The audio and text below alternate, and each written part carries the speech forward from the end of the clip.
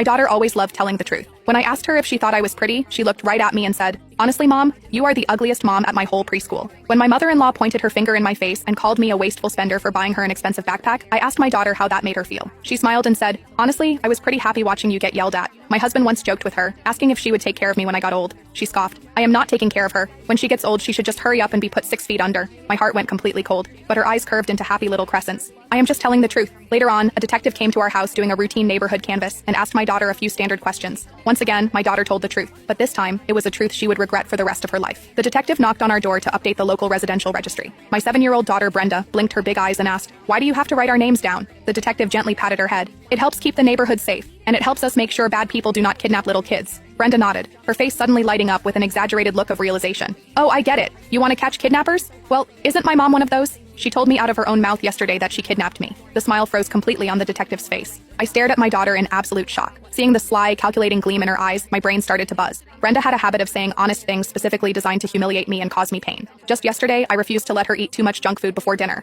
She threw a fit, calling me an evil mother and screaming that she didn't want to be my daughter anymore. I was exhausted and furious, so I snapped back, "You're right, you aren't my daughter. I kidnapped you." At the time, she argued back saying she didn't believe me. I never imagined she would take a sarcastic comment she didn't even believe, package it as the truth, and feed it directly to a police officer. The detective was already looking at me with a completely different expression. I forced out a dry, awkward laugh. She was misbehaving yesterday and I lost my temper. It was just a stupid joke. I didn't think she would take it literally. The detective's brow relaxed slightly. He turned to Brenda. "Little girl, you can't joke about things like that. If your mom gets mistaken for a kidnapper, she could go to jail." Seeing Brenda nod, the knot in my chest finally loosened. I thought the ordeal was over. But a second later, Brenda looked up with an expression of pure, innocent sincerity. "But my mom can't have babies. If I wasn't kidnapped, where did I come from?" The scrutiny and suspicion instantly returned to the detective's eyes. I panicked and quickly tried to explain. "I had an IUD put in right after she was born. When kids hear about birth control, they misunderstand what can't have babies means." I tugged on Brenda's sleeve, silently begging her to stop talking. She refused to listen. "Mom couldn't have babies right after she got married, but I am already 7 years old." I had no idea how a 7-year-old girl possessed the mental capacity to connect those dots. But when you thought about what she was implying, it was impossible not to jump to horrible conclusions. My husband and I had been married for 6 years. I had an IUD for those exact 6 years. So how could we possibly have a 7-year-old daughter?